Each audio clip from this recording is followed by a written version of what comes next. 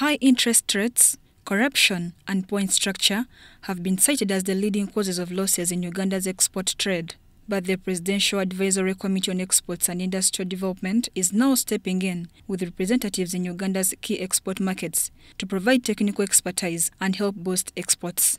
Market research in about 5 markets where we have appointed trade representatives. So DRC, UK, and we use UK as a base to get into Commonwealth countries, the Balkans, then South Africa recently.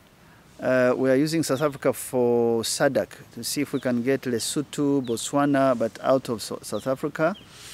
And then in the US, we picked the city of Chicago in the Midwest. According to the chairperson of the Presidential Advisory Committee on Exports and Industry Development, Rabogo, the committee has developed strategies to help Uganda penetrate regional and international export markets. Stop going to markets blindly. Going to markets blindly is you produce sorghum, fish, but you don't know the tastes and preferences of the person who will consume this. The second one is once you have the market demands standards. And those standards are to do with food safety, with how you protect your environment.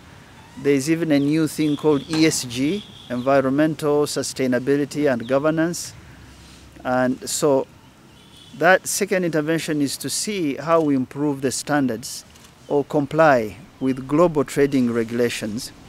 To achieve its target, the Presidential Advisory Committee on Exports and Industrial Development has scheduled a 2-day trade representatives forum to bring together public and private sector institutions to devise ways for the country to attain the stated target. You have to act as a team of 11 or more to ensure that you are seeing the same dashboard. So because of that, we decided let's call the captains of the private sector of the 13 products where we are raising $6 billion. So coffee, tea, sugar, fish, vegetables, bananas. Let's call them in the room. And then let's call all institutions of government that interface with them, even if they do it without knowing. So Ministry of Agriculture is critical because it has crop division, animal division.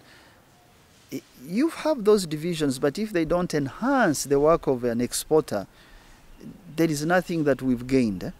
This move is a significant step towards boosting Uganda's export trade, which has been struggling due to several challenges.